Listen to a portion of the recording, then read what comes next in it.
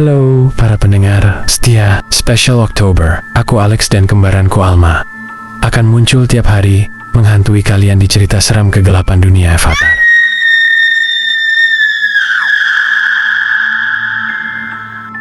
Malam ini, aku akan menceritakan sebuah kisah yang datang dari salah satu pendengar kita, namanya Luna.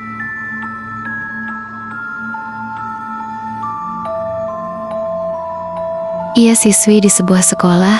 Di dunia Avatar sekolahnya bagus, tapi menyimpan sesuatu yang seharusnya tetap terkunci.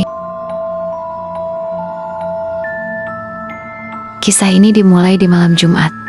Luna dan ketiga temannya Risa, Dian dan Nico memutuskan untuk mencoba ritual yang sedang viral mereka. Menyebutnya ritual panggilan kursi kosong. Teman-teman, ayo kita lakukan ritual pemanggilan hantu. Menurut legenda sekolah, setiap pukul 12 lebih 15 satu ruang kelas akan terbuka sendiri. Dan kalau kau berani duduk di kursi paling belakang, lalu memanggil nama seseorang yang sudah tiada, maka ia akan datang dan duduk di kursi sebelahmu. Awalnya mereka hanya ingin membuat konten lucu. Mereka membawa kamera, lilin, dan buku catatan kuno yang katanya berisi mantra panggilan, dan Luna hanya ikut karena penasaran. Malam itu mereka diam-diam masuk ke ruang kelas 3A. Cahaya lilin menjadi satu-satunya penerang. Kursi-kursi kosong, papan tulis penuh coretan. Namun, ada satu hal yang membuat Luna merinding. Di meja paling belakang, ada bekas tangan kecil, seolah baru saja ditekan ke atas debu. Dion menertawakan itu, bilang itu cuma cap lama. Tapi Luna memperhatikan, itu seperti baru saja disentuh. Saat jam menunjukkan pukul 12 lebih 15 menit, Miko mulai membaca mantra dari bukunya. Bahasanya aneh, terdengar seperti kombinasi antara nyanyian dan bisikan. Setiap kalimat yang ia ucapkan membuat suasana menjadi aneh. Kami memanggil yang pernah duduk di sini. Datanglah, dengarkan suara kami. Saat Miko selesai membaca, lilin bergemetar hampir padam. Lalu dari kursi belakang terdengar suara pelan. Suara kursi digeser.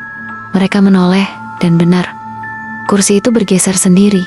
Tidak ada siapapun di sana. Risa mencoba menyorotkan dengan kameranya, tapi layarnya hanya menampilkan gambar hitam. Tidak rusak, tapi seperti diselimuti bayangan. Dian menertawakan semuanya. Katanya, pasti ada angin. Tapi saat ia berdiri dan menepuk meja belakang, tangannya menyentuh sesuatu dingin basah, dan seperti tangan lain yang menyentuh balik. Lilin padam, kelas menjadi sangat gelap. Hanya suara nafas cepat dari keempatnya dan terdengar. Lalu dari ujung ruangan terdengar suara anak kecil, tertawa pelan tapi jelas. Terima kasih sudah memanggilku. Luna memanggil nama teman-temannya, tapi tak ada jawaban. Ia menyalakan senter HP-nya. Dan kursi yang tadinya kosong, kini tidak kosong lagi. Ada anak perempuan duduk di sana, memakai seragam sekolah lama model yang sudah tidak digunakan puluhan tahun. Rambutnya panjang menutupi wajah, dan di tangannya ia memegang buku catatan, sama persis dengan milik Miko. Kau membacaku dengan salah sekarang. Aku tidak bisa kembali. Tiba-tiba semua kursi di kelas terisi. Semua harus duduk. Luna mencoba lari tapi pintu kelas tertutup sendiri.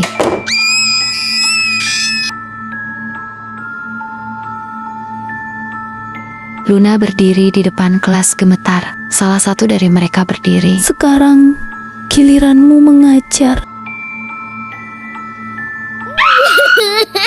Keesokan harinya penjaga sekolah mengecek kelas.